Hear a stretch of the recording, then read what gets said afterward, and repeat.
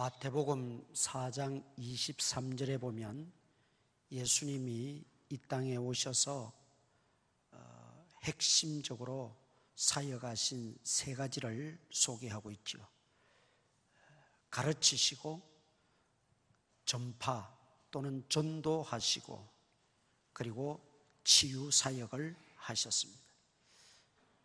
오늘 본문도 예수님의 그 핵심 사역의 일환으로 치유 사역의 베데스다 목가에서 38년 동안 고생하는 병자를 고쳐주셨다라는 사건입니다. 그런데 이 치유 사건을 단순한 기적, 병을 고쳐주셨다는 그것만 보아서는 안 됩니다. 특별히 공관복음과 달리 사도 요한은 요한복음을 기록하면서 예수님의 기적에 초점을 맞추지 않았어요. 그래서 공관복음서에는 예수님의 기적들이 많이 소개되어지고 있지만 요한복음에는 예수님이 행하신 기적이 몇 개밖에 나오질 않아요. 그런데 그 몇 개밖에 나오지 않는 기적들 속에서 단순히 큰 일을 행하셨다 그걸 보이시기 위한 게 아니고 그 기적 속에 숨겨져 있는 표적, 사인, 메시지를 말씀하고자 하는 뜻이 더 강합니다. 그래서 이 38년 된 병자를 고쳐주신 것을 단순한 기적으로만 우리가 치부할 것이 아니라 이 기적을 통해서 예수님 무엇을 말씀하시고자 함인가? 어떤 메시지를 우리에게 주시고자 함인가? 어떤 사인을 우리에게 주시고자 함인가? 그것을 깨달아야 된다는 것이죠. 첫 번째, 오늘 이 병자를 고친 사건을 통해서 예수님은 하나님이시다라는 것을 말씀하고 있습니다. 38년 된 병자라고 하면 불치병입니다. 의학적으로 인간의 힘으로 고침받을 수 없는 그런 아주 고질적인 불치병입니다. 그런데 예수님이 찾아오셔서 그 병을 고쳐주셨습니다. 이것은 하나님만이 가능한 일입니다. 하나님은 무에서 유를 창조하시고 죽은 자도 살리시는 하나님의 능력, 그 능력이 예수 그리스도 안에도 있기 때문에 곧 예수님은 하나님이시기 때문에 인간의 몸을 입고 오신 성자 그 예수님은 하나님과 동일한 분이시기 때문에 그 일을 행하실 수가 있었다는 것이죠. 그래서 예수님은 하나님이시다 하는 메시지를 우리에게 던져주고 있습니다. 두 번째는 예수님은 유일한 구세주이시다라는 것을 말씀하고 있습니다. 많은 기적을 행하고 병들을 고쳐주실 때 예수님은 그 고통스러워하고 괴로워하는 그 환우들을 위해서도 병을 고쳐주셨지만 그러나 더 궁극적으로는 그 영혼이 소중함을 알고 영혼을 구원하기 위해서입니다. 그러니까 병 고치는 것은 하나의 수단, 보조 역할이라고 볼 수 있습니다. 영혼이 구원받기 위한. 그래서 오늘 읽진 않았습니다만 5장, 요한복음 5장 14절 보세요. 14절 그 후에 예수께서 성전에서 그 사람을 만나 이르시되 보라 네가 나았으니 더 심한 것이 생기지 않게 다시는 죄를 범하지 말라 하시니. 아마 이 사람의 죄로 말미암아 이 병이 유발되었고 그래서 고생을 하고 있었던 차에 예수님이 찾아가셔서 그 병을 고쳐주신 것은 오늘 이 14절의 말씀의 내용을 보면 병만 고쳐주신 것이 아니라 그 죄도 용서해 주셨다는 것입니다. 인간은 스스로 죄를 없이 할 수가 없어요. 자기 죄를 자기가 용서할 수도 없고 타인의 죄를 상대방이 용서할 수도 없어요. 우리 죄는 오직 주님만이 해결하실 수 있고 주님만이 사해 주실 수가 있습니다. 그래서 우리 예수님은 죄인의 구주가 되시는 것입니다. 죄인의 구세주인 것입니다. 오늘 이 38년 된 병자를 만나서 죄를 사해 주시고 그 병을 고쳐주신 것은 예수님이 죄인의 구주가 되신다는 것을 분명하게 나타내 보여주고 있는 메시지요, 사인입니다. 세 번째는 우리 예수님은 이 땅에 죄인들의 친구로 오셨다는 것입니다. 나는 의인을 부르러 온 것이 아니요 죄인을 부르러 왔노라 주님이 말씀하셨습니다. 우리 죄인들, 약한 자들, 소외된 자들, 병든 자들, 그런 자들의 친구로 이 땅에 오신 분이라는 것을 분명하게 나타내고 있습니다. 베데스다라는 말은 자비의 집, 은혜의 집이라는 뜻입니다. 그런데 그곳에 자비는 찾아볼 수가 없어요. 은혜는 찾아볼 수가 없어요. 가족들도 다 외면하는 병자들이었어요. 친구들도 동료들도 찾아보지 않는 그런 삭막한 곳이 되고 말았어요. 그런데 그곳에 예수님이 찾아오셨다는 것이죠. 죄인들의 친구로 오신 예수님, 소외되고 약한 자들, 그들의 위로자가 되어주시고 도움처가 되시기 위해서 이 땅에 오신 예수님임을 우리에게 분명히 말씀하고 있습니다. 예수님이 베데스다 목가에 찾아오셨습니다. 38년 된 병자가 요청한 것도 아니고 구한 것도 아닙니다. 그저 예수님이 찾아오셨어요. 이게 은혜입니다. 내가 하나님 찾은 것 아닙니다. 하나님께서 나를 찾아주시고 만나주시고 죄사함 주시고 구원해 주신 것, 이게 은혜라는 말입니다. 은혜로 구원받았어요. 내가 무엇을 해서 구원받은 게 아닙니다. 내가 무엇을 이루어서 구원받은 것도 아닙니다. 내 어떤 행동으로 구원 얻는 것도 결코 아닙니다. 그래서 우리는 한 순간이라도 이 은혜를 잊어서는 안 돼요. 성경을 읽으면 읽을수록 내가 할 수 있는 것이라고는 아무것도 없고 주님이 나를 위해서 일하시는 것이 너무나 분명해집니다. 우리의 삶을 우리 자신의 노력이나 수고로 된다, 그렇게 생각하는 것은 큰 오산입니다. 하나님이 우리에게 베푸신 은혜로 살고 있고 하나님이 우리에게 주시는 은혜로 살아가는 것입니다. 여러분, 내가 어떻게 해서 무엇을 하고 이루고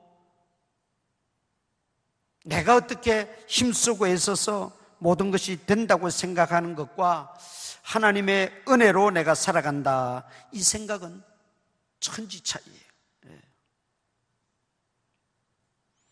38년 된 병자는 연못 속에 들어가는 것도 자기 한 몸 간수하는 것도 할 수 없는 약한 존재였습니다.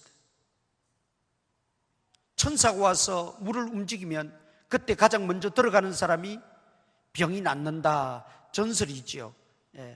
그 연못가가 고고학자들에 의해서 발굴이 되어졌어요. 지상에서 18m 밑에 묻혀 있는 걸 발견해서 지금 예루살렘에 가면 완전히 복구는 못하고 이제 건물들이 들어서 버리고 했기 때문에 조그마한 연못으로 지금도 남아 있습니다. 성경에 나와 있는 대로 거기에 5 정자가 이렇게 놓여져 있는 그 정자를 놓았던 터도 발견이 되었습니다. 그런데 그 베데스다 연못은 간헐천입니다. 지하에서 이렇게 뜨거운 물이 가끔씩 솟아오릅니다. 부글부글 끓어오를 때 그때 가장 먼저 뛰어드는 사람이 병은 낫는다 하는 일종의 그런 소문이지요. 그런데 그런 소문이지만 거기에 들어가는 것도 자기 한 몸 어떻게 할 수 없는 약한 존재가 오늘 주인공입니다. 그런데 예수님이 찾아오셔서 일어나 내 자리를 들고 걸어가라 말씀하시니까 곧 나아서 자리를 들고 걸어갔다. 여러분, 이게 말할 수 없는 주님의 은혜지요. 예. 신앙이라는 것은 내가 하는 게 아닙니다. 오직 예수님이 나를 위해서 일하시는 것입니다. 예. 그걸 모르니까 자꾸 내가 어떻게 해보려고 몸부림치는 거지요. 예. 38년 된 병자가 자기가 그 물이 동할 때 들어가 보려고 몸부림을 쳤어요. 내가 하는 것이 아니고 주님이 내 속에서 일하시고 주님이 나를 위해서 일하시는 것인데, 그걸 깨닫지 못하면 38년 긴 세월 허송합니다. 좌절감만 커지고 패배주의에 빠지게 됩니다. 지금 38년 된 병자는 완전히 절망감, 패배주의에 쩔어 있는 것을 보게 됩니다. 그러므로 오직 나의 도움은 주님밖에 없음을 깨닫고 주님 만나고 그 주님 신뢰함으로 주님이 해결자 되심을 믿고 주님께 다 내어드려야 됩니다. 베데스다라는 말은 아까도 말씀드렸지만 자비의 집, 은혜의 집이라는 뜻이죠. 그래서 요즘 이렇게 다니다 보면 기관이나 단체 가운데 베데스다라는 이 용어를 많이 쓰고 있는 걸 볼 수 있습니다. 자비의 집, 은혜의 집에 있으면서도 주님의 자비, 하나님의 은혜는 구하지 않고 여전히 다른 사람의 도움이나 바라고 어떻게 스스로 어떻게 해보려고 발부둥치는 모습 속에서 현재 우리는 교회라고 하는 이 자비의 집, 은혜의 집에서 지내고 있습니다. 그런데 얼마나 주님의 은혜를 갈구하고 주님의 자비를 갈망하고 있습니까? 주님의 집에서 우리가 주님의 은혜 속에 살아가는 것이 당연함에도 때로는 주님의 은혜는 하찮은 것으로 여기고 별 도움이 되지 않는 것으로 치부해버리고 그저 내가 어떻게 해서라도 해보려고 발부둥치는, 그리고 다른 사람의 도움을 좀 의지해서라도 내가 일어서 보려고 하는 그런 얄팍한 생각들이 우리에게 아직 남아있지 않습니까? 인간의 어떤 계획이나 노력을 무시하는 것이 아닙니다. 주님의 은혜를 무시한 채 살아가는 그 태도를 말씀하고 있는 것입니다. 여전히 내 지식과 내 경험과 심지어 부모 찬서, 할아버지 찬서까지 의지하면서 우리가 살아가려고 하는 그런 행태는 아니냐 이 말이죠. 정말 예수님만이 나의 희망이요, 예수님만이 해결책이요, 예수님만이 정답이요, 예수님만이 나의 전부이심을 믿으시기를 바랍니다. 예. 사실 내가 한다고 하지만 지내놓고 보면 시간 허비와 세월 허송한 게 많아요.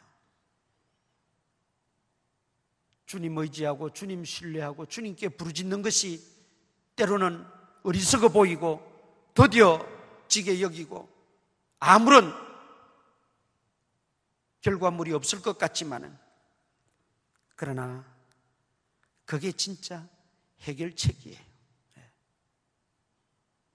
38년 된 병자가 베데스다 목가에 있으면서도 하나님의 은혜는 도외시해버리고 하나님의 은혜는 전혀 자신에게서 관계없는 것처럼 살아가고 어떻게 해서라도 내가 안 되면 남의 도움을 입어서라도 저 물속에 들어가야겠다. 그것은 여러분 스트레스만 계속 쌓일 뿐입니다. 얼마나 그것이 스트레스가 되었으면 예수님의 질문에 엉뚱한 말을 하잖아요. 네가 낫고자 하느냐? 네가 낫고자 하느냐? 예수님 물었는데 그냥 낫고자 합니다. 어떻게 좀 예수님 도와주십시오. 뭐 그렇게 간단하게라도 대답할 수 있고 또 조금 살을 붙여서 대답할 수도 있겠는데 전혀 엉뚱한 말을 해요. 물이 동하면 내가 들어가고 싶지만은 나는 꼼짝달싹 할 수 없어서 들어가지 못하고 나를 도와주는 사람이 없어서 나는 못 들어가고 나보다 먼저 들어가는 사람이 있습니다. 이런 이야기를 지금 예수님에게 하고 있다는 거죠. 얼마나 그게 스트레스가 되었으면 말이죠.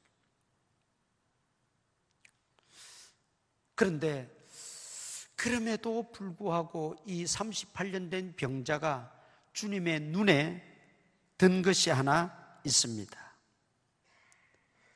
오늘 본문에 보니까 많은 병자들, 맹인, 다리 저는 사람, 혈기 마른 사람, 수많은 각기 병든 사람들이 그곳에는 많이 있었다 그랬어요. 그런데 예수님은 이 한 사람, 38년 된 병자에게만 찾아가셨어요. 거기에는 뭔가 이유가 있을 겁니다. 예수님은 그 38년 된 병자가 부족함에도 불구하고 주님을 의지하고 주님의 은혜를, 주님의 자비를 기다리고 간구해야 될 그였지만 그렇지 못함에도 불구하고 그래도 예수님은 이 38년 된 병자에게 찾아가셨다는 거죠. 7절 보십시다. 7절 병자가 대답하되 뭐라고 말합니까? 주여. 네, 주여. 그럽니다. 주님을 부르고 찾고 있습니다. 참 적은 믿음입니다. 앞뒤 상황을 볼 때 정말 적은 믿음이에요. 그런데 그 적은 믿음 속에서도 주님을 찾았다는 거죠. 이 주여라는 말은 주님이 나의 주인이십니다, 그런 뜻입니다. 네. 주님이 나의 주인이십니다. 38년 동안 별의별 방법을 다 동원해보고 온갖 생각을 다 해보고 온갖 수단을 다 동원해보았지만 그것이 다 헛사라는 걸 깨달았어요. 남은 것은 절망감과 패배주의밖에 없어요. 온갖 스트레스로 혼미해졌어요. 그런데 예수님이 찾아오셨어요. 그 예수님이 구체적으로 어떤 분인지도 확실히 그는 몰랐지만은 자기 앞에 서신 그분이 뭔가 다른 사람과는 다르다는 걸 그가 깨달았어요. 그리고 그는 그 주님을 붙들었어요. 주님.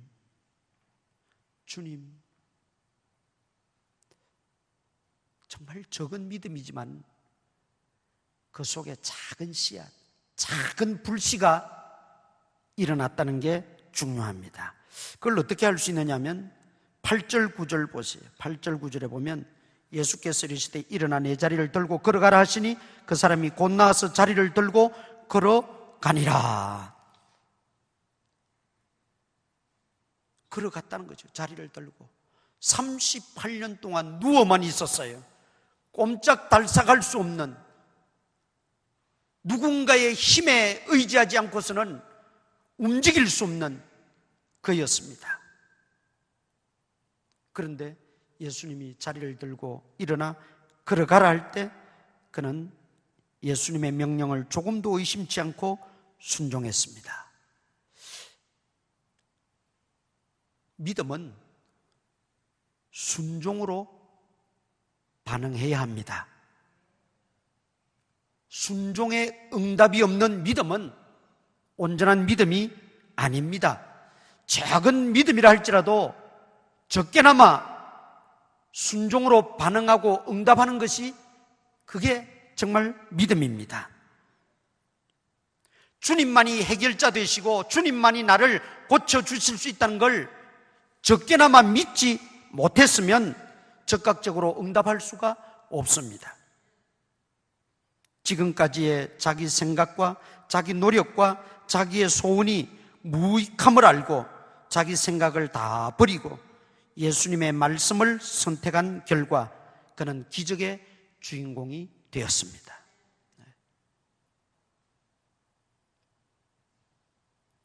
그 예수님의 말씀을 내가 받아들이고 내 방법, 내 기술, 내 자본, 내 경험 이거 이제 다 내려놓고 오직 주님 말씀만 의존하고 선택했다는 거예요. 그게 이 사람의 적은 믿음 같지만 사실은 주님 보실 때는 크게 봐주신 겁니다. 그렇습니다, 여러분. 내게 있는 믿음이 스스로 생각할 때 적게 여겨지지요. 그러나 분명한 것 한 가지는 주님의 말씀을 내가 선택하고 주님 말씀에 반응하고 주님 말씀만 붙들고 그 말씀에 적극적으로 순종하면 주님은 그것을 크게 보십니다. 큰 역사를 이루십니다. 우리에게 놀라운 기적을 나타내 보이십니다. 베데스다라고 하는 교회 안에 있는 것도 중요하지만 더 귀한 것은 교회 머리 되시고 교회 주인 되시는 예수님을 만나야 하고 그 예수님 말씀을 내 것으로 받아들여야 됩니다. 그리고 순종해야 됩니다. 내가 예수님을 선택했다는 것은, 내가 예수님을 나의 구주로 받아들이고 믿는다는 것은 그분의 말씀을 선택했다는 것입니다. 그분의 말씀을 믿는다는 것입니다. 그분의 말씀을 의지하고 따라 산다는 것입니다. 나의 방법, 나의 생각 다 내려놓고 말이죠. 적극적으로 순종할 때 거기에 놀라운 은혜가 임하였습니다.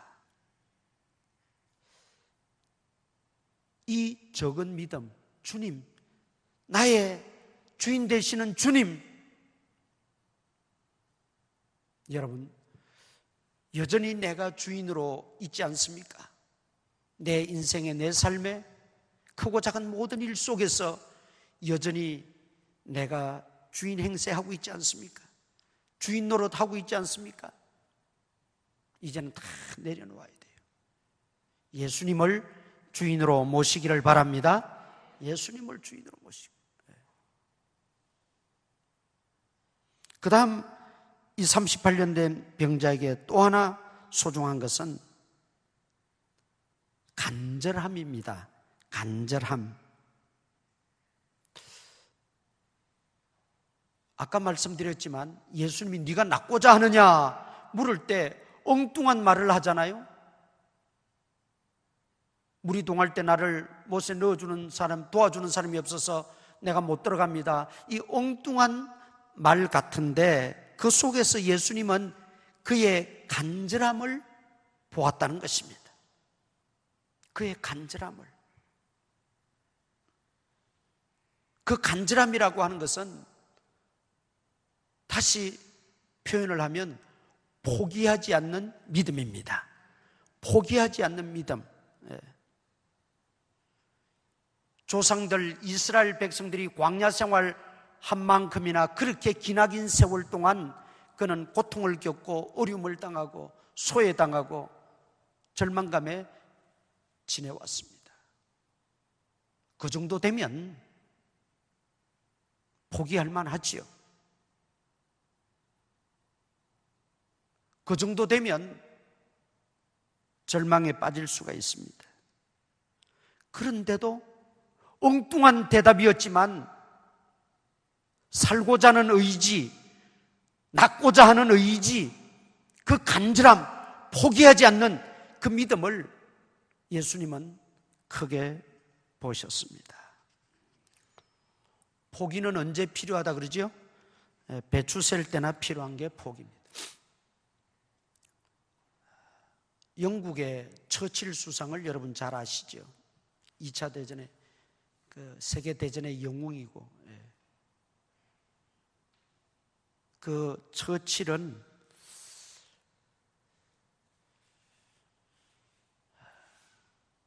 어려서 초등학교 다닐 때 공부를 너무 못해가지고 학적부에 희망이 없는 아이 그렇게 적혀 있다고 그래요. 왜 그랬느냐면 8개월 팔싹동이 조수가로 태어났어요. 거기다가 말을 좀 더듬었습니다. 부모가 작게 나고 약하게 낳았으니까 그냥 건강하게 키우겠다고 어릴 때부터 잔뜩 먹였습니다.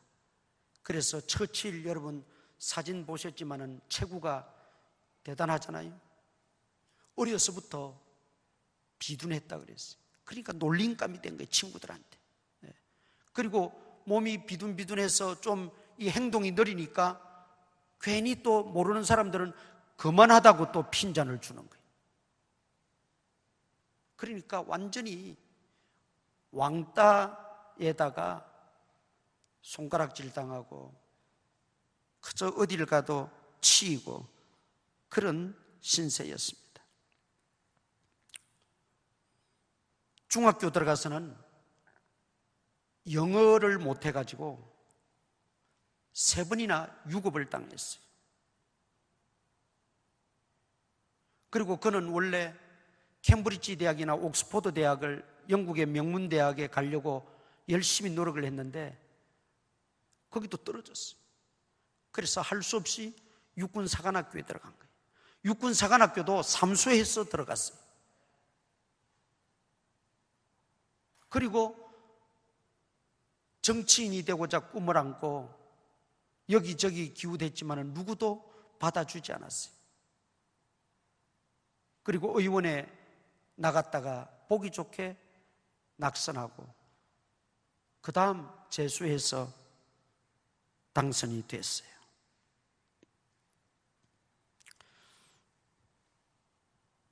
그가 수상적 때 옥스퍼드 대학 졸업식 축사를 해달라고 해서 졸업식 축사에 가서 축사를 하게 됩니다. 졸업생들과 재학생들 온 학부형들이 숨을 죽이고 과연 무슨 말을 할까 기다릴 때 그는 한마디 했습니다. 기법, 포기하지 말라는 거예요. 그리고 잠시 숨을 고르고 또 한마디 합니다. Never give up. 결코 포기하지 마라. 그리고는 단상에서 내려가 버렸어요. 우레와 같은 박수가 터졌습니다. 짧은 축사여서가 아니라 그 모든 학생들과 시민들은 그의 인생을 알기 때문입니다. 그는 포기할 수밖에 없는 절망 가운데서도 끝까지 포기하지 않았습니다. 그가 2차 대전 중에 영국이 독일군에 의해서 폭격당하고 이제는 모두가 망했다고 생각할 때 그는 국민들 앞에 이런 방송 연설을 했습니다. 나는 결코 포기하지 않을 것입니다. 나는 우리나라와 국민들을 결코 포기하지 않을 것입니다. 그리고 내가 여러분들에게 줄 수 있는 것은 땅과 눈물 그리고 희생입니다. 그 연설로 인해서 영국의 온 국민들이 새 힘을 얻고 싸워서 이겼다는 그런 일화가 있습니다. 그리고 나중에 그렇게 유급도 당하고 공부도 못하고 이리 치고 저리 치고 했던 처칠이 열심히 책을 읽고 책을 써서 노벨 문학상까지 받았습니다. 그리고 영국인들의 우상이 되었죠. 포기하지 않는 정신이 한 인간을 바꾸어 놓았고 세계 역사를 바꾸어 놓았어요. 하물며 하나님을 아버지로 믿는 우리들, 이 38년 된 병자처럼 포기하지 않고 하나님께 주님께 그 간절함만 보여주면 주님이 그 간절함을 보고 내 자리를 들고 일어나 걸어가라 말씀하실 것입니다. 우리가 어떤 문제에 봉착하고 어려운 일이 있고 힘든 일이 없고 감당할 수 없는 그런 막막한 일이 있다 할지라도 하나님 앞에 끝까지 포기하지 않는 믿음 가지고 주님은 나의 주인이십니다. 나는 죽어도 주님 붙들고 죽으렵니다. 그 간절함 주님께 호소하면 주님께서 우리의 길을 열어주시고 우리의 문제를 해결해 주시고 우리의 병마도 고쳐주시고 우리에게 진정한 주인 그리고 나아가 우리 한 사람 한 사람의 삶에는 기적의 주인공이 되어질 줄 믿습니다. 여러분, 누가 가장 강한 자입니까? 포기하지 않는 자입니다. 누가 최후의 승리자입니까? 끝까지 포기하지 않는 자입니다. 누가 최후의 웃는 자입니까? 끝까지 하나님 의지하고 포기하지 않는 자입니다. 여러분, 십자가에 달리신 주님 보세요. 주님이 언제 포기하셨습니까? 포기할 수밖에 없는 그런 상황이었지만 아버지여 내 뜻대로 마옵시고 아버지의 뜻대로 하옵소서, 아버지께 맡기고 아버지를 신뢰함으로 끝까지 포기하지 않으시고 구원을 이루셨습니다. 그리고 그분은 십자가에서 말씀하셨습니다. 다 이루었다. 다 이루었다. 우리는 다 이루어진 그 주님의 길을 따라가는 것 뿐입니다. 우리가 걸어가야 될 길 주님이 다 걸어가셨어요. 우리가 받아야 될 그 고통, 고난 주님이 다 받으셨어요. 그래서 우리는 포기해서는 안 돼요. 간절한 마음과 간절한 믿음과 간절한 기도로 우리는 하나님 앞에 가까이 나아갈 때 하나님은 38년 된 병자, 불치의 병, 불가능한 일을, 기적을 베풀으셔서라도 기적의 주인공이 되게 하셨던 것처럼 오늘 우리들에게도 이런 은혜가 임할 줄 믿습니다. 기도하겠습니다.